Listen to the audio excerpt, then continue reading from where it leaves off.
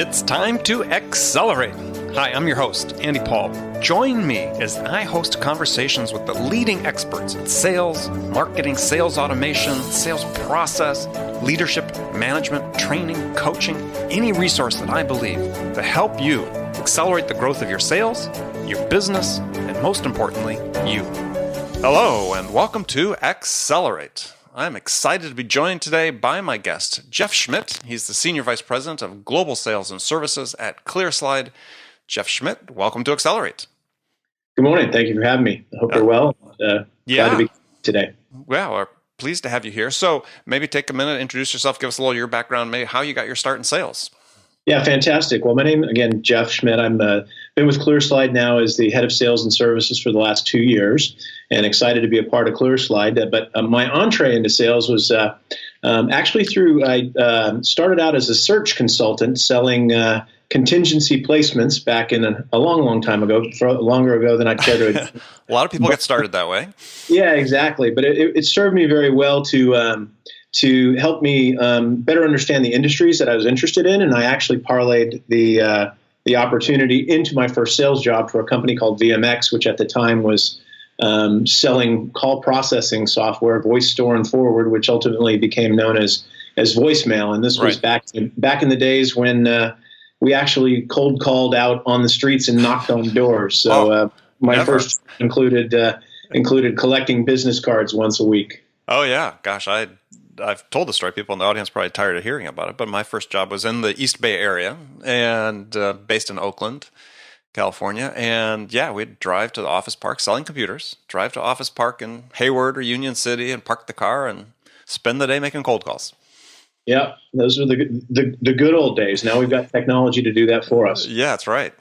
So you talk about, you started with VMX and sort of interesting transition over time. So how'd you sort of end up at ClearSlide? Yeah, so I spent a lot of years selling capital equipment, VMX, boxes, software, hardware, and I made a transition in the early part of the 2000s into a company at the time, WebEx, and got my first taste of working in SaaS. And very exciting. Started to learn about collaboration and how to work better together and how virtual communication and interaction could be facilitated. And then from there, I went into a company called Core Metrics, which was a SaaS-based online retail analytics company that we scaled up from very small to scale and sold up to IBM. And from there, I sort of had the passion to stay in and around SaaS-based solutions and line of business focus. And as I was looking for my next great opportunity, I came across this idea where there was this company out there that was solving problems specifically for sellers and marketers. And I thought to myself, it's a missing piece, and I saw a gap in what a number of the existing and obvious CRM kind of companies at the time were doing, and that's what drew me to ClearSlide. And so 2 years later, we're psyched and still having a lot of fun. Yeah, well, and I think what a great sort of natural fit for somebody that's been in sales for a long time and seen their career grow is to actually, what product area could you possibly know anything more about than sales? Yeah, it's exciting, and then we like to talk with our sellers about, how often do you get to sell something that you actually use every day? Exactly. And it solves problems for each of our individual, and we try to become a best practice, obviously, in talking to our customers and sharing how we're using our own, eating our own dog food. Right. Well, before we get into ClearSlide, is so in your mind, what are the biggest, or maybe the single biggest sales challenge you're seeing for sales reps today? Well, There are a number of them, and I'm trying to think about how to prioritize that. I think there are a number of tools that sellers use today, and in most cases, little effect because they're spread across a variety of different touch points. But that's the challenge, sort of an internal challenge. The external challenge that I think people is really trying to time the buy and sell process and align that more effectively. And we see more often than we'd care to admit, our sellers are where they think they are in the stage in the sales process, and the buyer is nowhere near aligned. Either in a lot of cases, early on, the buyer is much further ahead than our seller, or in some cases, our sellers then speed to get caught up and blow right past where the buyer is, and pricing's on the table and they're talking about trying to close a transaction that's not anywhere near ready to do so. So I think ensuring that you understand where the customer is in their process and cycle and what they need to facilitate the rest of their decisions. So things like content and engagement and analytics all sort of play into that naturally. Well, I sort of put what you talk about in, and maybe I use the term a little bit differently, I think, than you guys use it in terms of your product. But yeah, the problem I see is one, I think, that speaks to what you're talking about in terms of being misaligned between buyer and seller is I call it engagement, but it's really engagement at the human level with the prospect. It seems to be that's still really hard, especially for maybe some of the younger generation of sellers, is to how do we build that rapport and that relationship where they open up to me and they give me this information I need. And I feel comfortable asking for the information I need to understand their requirements, their needs, their timing, and so on.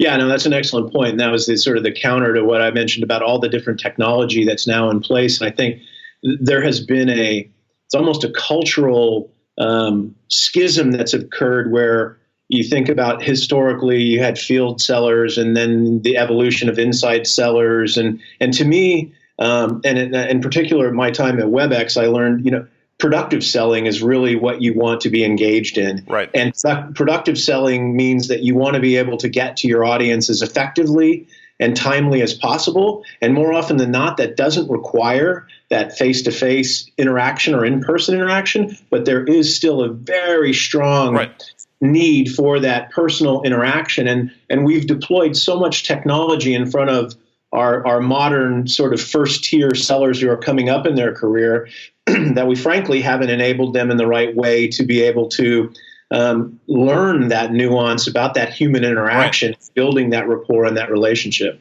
Yeah.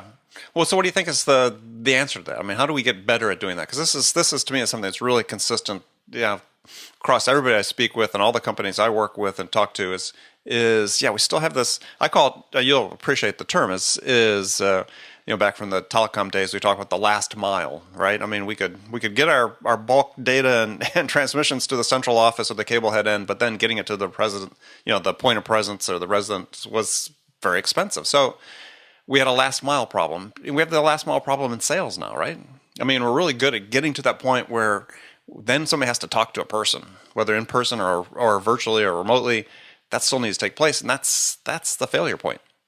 Yeah, and it continues to be a challenge because getting that confidence to somebody who's accustomed to sending out X hundreds or thousands of emails a day, and then we work very hard with our sellers here, and I do a lot of interactive role playing to say, I'd rather you placed 5 really well prepared calls than 50, so that in the unfortunate likelihood, if I answer the phone, which is what you want, that you're prepared to have a dialogue, and it's difficult to strike that dialogue up. So doing that research and having that understanding, and it's sort of proper planning and preparation, before you do that. And it's a fine balance because you want to cast that wide net to get as many prospects or interactions going as possible. But then when you've got a quality interaction ready and queued up, how are you prepared to ensure that your audience, A, what they want to talk about, B, you have that material at your fingertips,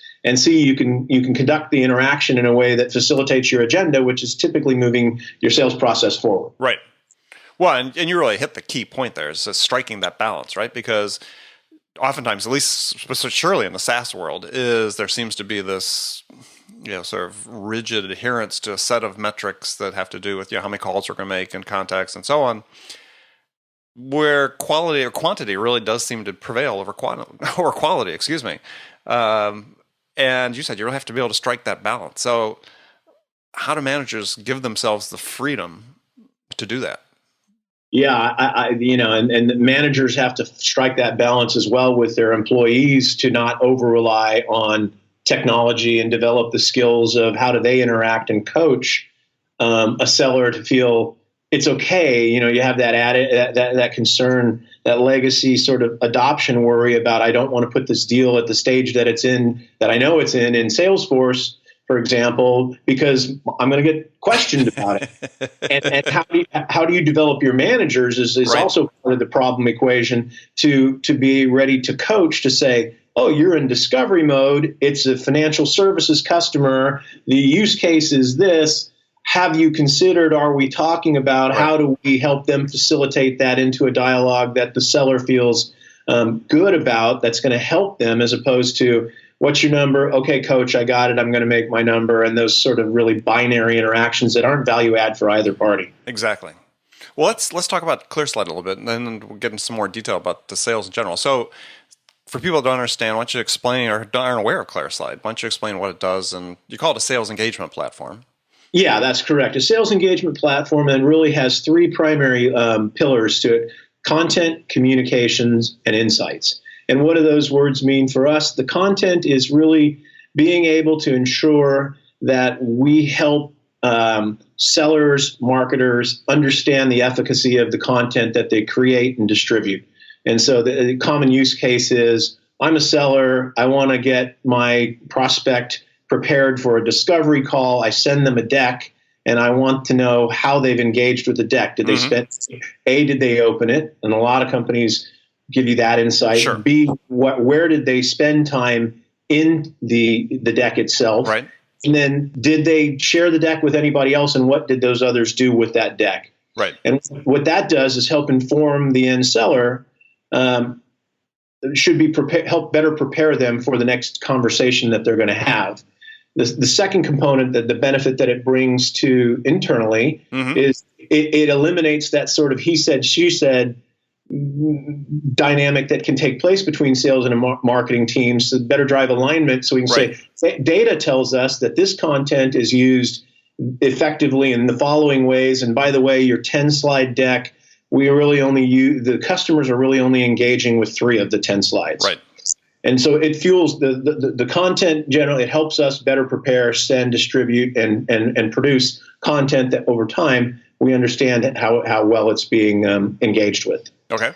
The second component is communications. And so facilitating that, striking that balance of connecting virtually and engaging with your prospect or your client, and doing that in a way that's easy to them. In the simplest terms, our phrase "hop on my link." You type in the URL, and we're in our meeting, and you've got the full, rich content available, the audio experience. You have those channels with you connected to have a meaningful and good interaction. I've spent many times and too much time in companies where we're trying to get meetings started, and it takes, of the hour we've got allocated, 15 minutes of it is downloading software to try to get the meeting started, and it's just not productive. So ease of access into the meeting is a part of that, but also the ability for our sellers, once they distribute that content, to understand again where the customer is in their journey by virtue of what they're doing and how they're engaging with the content that we've provided them. So I'm better prepared. So when I'm communicating with the customer,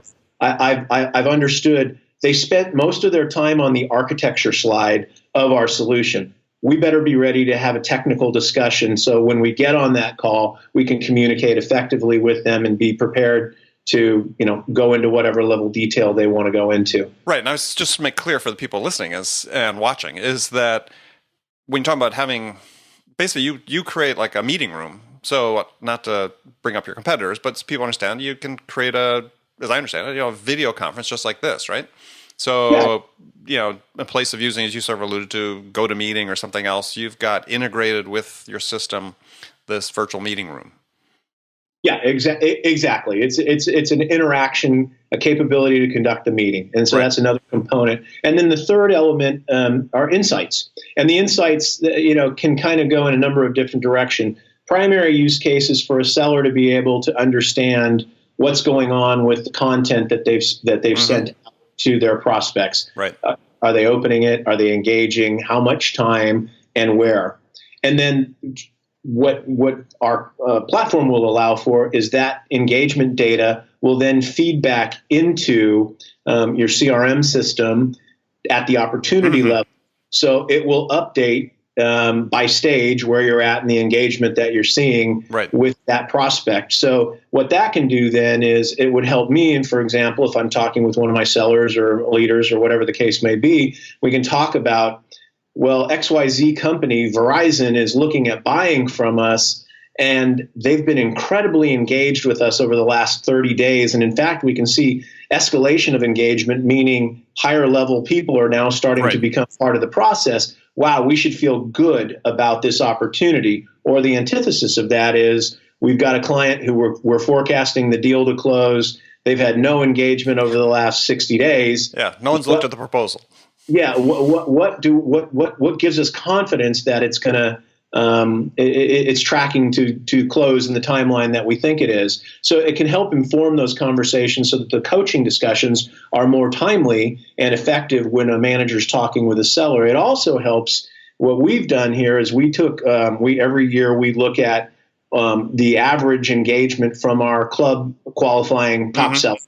And we use that as an internal benchmark to say, you don't have to use our product this much, but we know at this level, the top sellers use our product in this way and set that standard for engagement. Sure. And it's proven time and time again that the data supports that the people who engage with our product, they continue to sell and be productive. So it helps with onboarding, it helps with training, setting best practices. And so those are some of the insights, in addition to the ones I mentioned around the content, that help fuel what we do. Yeah, well, I think one thing that's interesting for people listening again to understand is that so when you're getting the sales intelligence that, as you said, maybe an escalation in terms of level of people that are looking at the content, they're looking at specific pages, whether it's implementation or proposal, pricing, finance, whatever, is that, we're in an environment where people aren't talking as much. More of it's done through email and collaboration. And so to me, this is a vital piece of information. Gosh, I wish I'd had it when I was working large, complex deals back years and years ago. Because, then we had to rely on somebody saying, yeah, I talked to this person, we discussed this, or I talked to this person. Here you actually have a trail. You can watch where it's flowing and who's actually looking at it. And this is the more likely the way that your customer is actually communicating about the content you sent to them. Yeah, and it definitely helps when you do get, as statistics will say, buyers can be as much as 67 or 2/3 of the way through their evaluation process before they even engage with a company or a seller. And so that last mile, as we talked about, is uber critical in making sure you're super precise with what you're helping to inform that prospect with over that last percent of the evaluation period is critical. And so these insights help inform that. And we see, tremendous uptake in terms of results and productivity as a result. And if you're selling in a large, complex environment where, some of the factors they talk about in the challenger customer and challenger sale, more the challenger customer really come into effect, 5.4 decision makers now. I think they've elevated that based on their latest research to 6.8 or 7 decision makers or stakeholders in every decision. This is a great tool to get visibility to say, who is engaging with our content? Who are the stakeholders, right? Who are the ones that are really going to be involved in making this choice? Yeah, exactly right. And we see that across our large clients who've either deployed it with their field organizations who are working perhaps a smaller number of transactions, but the importance of understanding those even at a more intimate level of detail is greater. Yeah. And in some ways, that offset of lack of volume increases the criticality of the insights that you provide because there's fewer deals to blend mistakes or misses across. Right. If you're working 1,000 deals or, if you're in a smaller kind of more transactionally driven cadence. Yeah, well, absolutely. I wanted to delve into a little bit in some of the time we had about, there's a great piece of content you guys had on your site about the 15 sales stats that should scare you and what to do about it.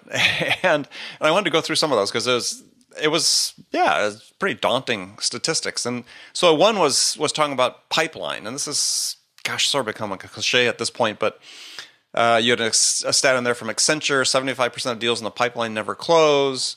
CSO Insight saying 58% of deals in the forecast slip out of the quarter. And obviously some overlap between those two stats. But in your mind, who's responsible for that? I mean, this is a topic that comes up all the time. Managers point fingers at reps point fingers at managers. I mean, where do we start with fixing this problem? Yeah, how do you solve hope casting? Forecasting. I mean, they are daunting statistics, and there's I was talking with a colleague yesterday about this. There's a reticence. There are some sales processes and some metrics are so deeply ingrained in the way we operate, and there's a reticence to think that any kind of adaptation or change it will be helpful. And the definition of insanity we all know. Right. So there is a need. It's a team problem. Is the short answer. You have to look at the things with respect to what are your expectations of your sellers and how they engage, and are you informing them with the right material, and are you making that material readily and obviously available? We've gone through some pain as we've learned how to distribute the content, that sending out multiple emails to our sellers, our take rate was very low, right?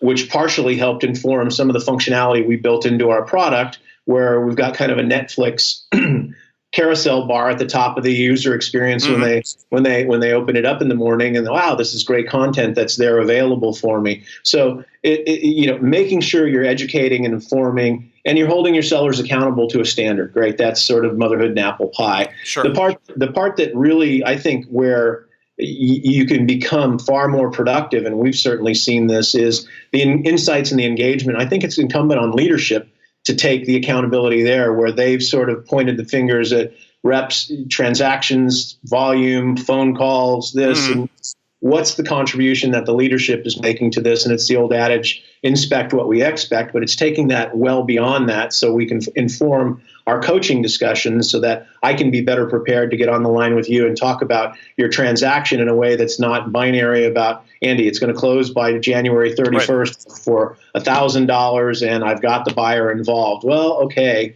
that's sort of the surface level metadata. Right. You've got to be prepared to get inside of it. So to me, it's a team problem, and it includes marketing as well, because they are the informers of good content and the creators and the curators of the content that helps us with what we go do and how we engage. So how do we, though, fix this issue of the, and not, I say it's fix in the sort of global sense, if we had our wishes come true, is this, 75% of the pipeline never closes, really a qualification issue? Some of it is a targeting issue, as you talked about, that involves marketing. But how do managers get more effective coaching their reps to say, look, this is not the time for this particular deal? It doesn't mean they're not ever going to close, but hey, if they don't belong in the pipeline right now, let's take them out and let's focus on those, because you brought before us, let's focus on the quality opportunities as opposed to just the bulk. Yeah, I mean, we try to coach our sellers that, we can live and work with yeses and nos, but maybes are killers. Absolutely. And so worst answer ever, right? Yeah. Let's check back in with me in a month. Well, okay. So that engagement data, the engagement data really is that qualitative. It's got quantitative benefits for sure, but it does provide qualitative insights into whether or not, in the example I used earlier on, if you've got a customer whose engagement is progressing and increasing, not only in the frequency of the engagement and the duration of the engagement, but the level of the individuals that are engaging, and informing leaders to that, to the ability, rather than putting the onus on the seller to say, let me go update my notes after my meeting to say six people were on the call for 1 hour. There was a VP, 3 directors, and procurement. Automating that to make that easier to fuel a more productive conversation, I think, is a big part of the equation, so that those coaching insights can be done more effectively. And in your own sales process, do you have very tightly defined exit criteria for each stage, so that it's sort of unambiguously clear about whether somebody's in stage 1, stage 2, or discovery phase, so on and so forth? We absolutely do, and I would love to say that we are expert at it and it never fails. But the statistics include people like us as well. Oh, absolutely. But yeah, we have clearly defined what we call give and get criteria to be able to quantify whether we move from discovery to solution and value, and we have a 5-stage sales process. Okay. So another interesting statistic that was in this piece was about sales productivity, is saying that 60% of sales leaders say that sales cycles are lengthened because their teams don't have the proper tools.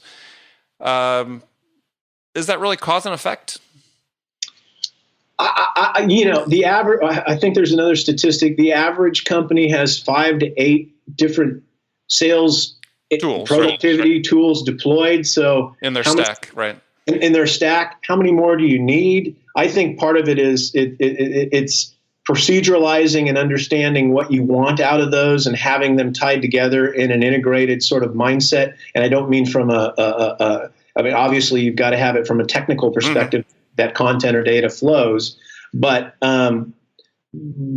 thinking about the process, it's almost like the conversion math when you think about leads coming in the top of the funnel and the mathematical equation that flows through there. Right. You need to have that linkage in your sales process and your sales management methodology to ensure that it's not just, again, that binary interaction that I think that's where sales coaching just falls down. And the insights and the engagement insights are super powerful to inform better conversation.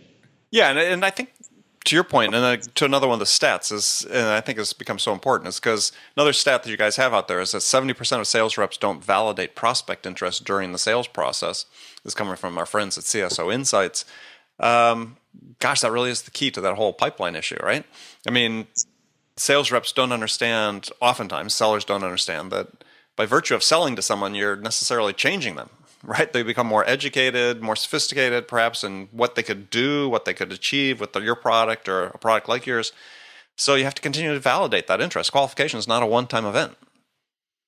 No, it's ongoing, and it's that precision questioning. People don't want to be forced to change. They resist. You've got to encourage them, but at every step of the process, you've got to get a yes or a no, and eradicate those maybes from the from the funnel. And it's very difficult because if you're in a situation, which is not uncommon for most sellers, if you ask them what's one of the key things they need, they'll say more leads. And so they want to hold on to those leads that they do have, that they are working. And that feeds into why deals don't close, because you're working on things that may close at some point, hopefully not before you put a birthday candle on in the funnel that it's been in there for a year. But getting them confident enough that getting to know or yes is far more powerful than just, again, leading into hope casting. Yeah, no, I agree 100%. It's funny. I wrote a blog post a couple years ago about this where I was talking about, the best thing that can happen is to get a yes and a no, and the worst outcome is the no decision. Yeah. And some people are just horrified by that, thinking you're out of your mind. But I'm like, gosh, I mean, if we worked somebody and they ultimately ended up making no decision, then we just wasted all that time. I mean, they never were serious. They never were qualified. Well, it's oddly enough, one of a mentor of mine a lot of years ago, it's a sports analogy, gave me this example. You look at Hall of Fame baseball players, and they generally bat somewhere in around 300 or maybe a little bit higher. The pessimist would say that they fail 6 to 7 out of 10 times. The optimist and then the sabermetricians have now learned that you can learn something from those other 6 or 7 at bats and what happened and were they productive. So the point being there is it's hard to learn from a maybe. It's hard to learn from a no decision. We see far too many reason codes of no decision. And to me, that's either we didn't qualify it properly or we didn't disqualify it properly. Exactly. And the learnings that can come from either of those more directed events from not just the seller, but for the company as a whole, are transforming. But they take confidence and time to be able to get to a point where the company matures and thinks through, and the seller gets beyond, I'm going to be berated because I've lost a deal. Right. Well, and I think sometimes a metric we should be integrating into or implementing into systems is for managers, instead of looking at percentage of coverage with pipeline, is look at percentage of conversion off pipeline as part of their bonus. And I think that would begin to change behaviors fairly quickly. Yeah, agreed. And we definitely measure conversion of pipeline. That's a very important a metric to us. Okay. So, Jeff, we're in the last segment of the show. I've got some standard questions I ask all my guests. And the first one is a hypothetical scenario where you, Jeff, and you may have been in this situation before, have just been hired as VP of sales by a company whose sales have sort of stalled out and time to do a sales turnaround. CEO is anxious to sort of hit the reset button and get things on track. So what 2 steps would you take your first week on the job that could have the biggest impact? Well, I think there's two things. Information is always critical, and data-driven insights into that information to support whatever you're learning. And I've always found talking to two constituencies is in any time I've joined a company and ongoing as I'm a part of any company is very important. One is getting in front of as many customers as possible and understanding their view of how well they understand your value proposition. Are they using your product? Are they using it the way in which you intended? And trying to get some insights there. And then the second piece is talking directly with the sellers and getting perspective from them as to where they view their challenges are and spending time understanding that. Do we have a positioning problem? Is it a pricing, packaging issue? Is it a quality problem? Do we have the right people ultimately? It's not easy to do in the first week. I'm actually not suggesting I could get all that done in the first week. But in terms of thought process and prioritization, those would be the two first things that I would think about. Okay, excellent. So some rapid fire questions. You can give me one-word answers or elaborate if you wish. So the first one is, when you, Jeff Schmidt, are out selling, what's your most powerful sales attribute? Persistence. Who's your sales role model?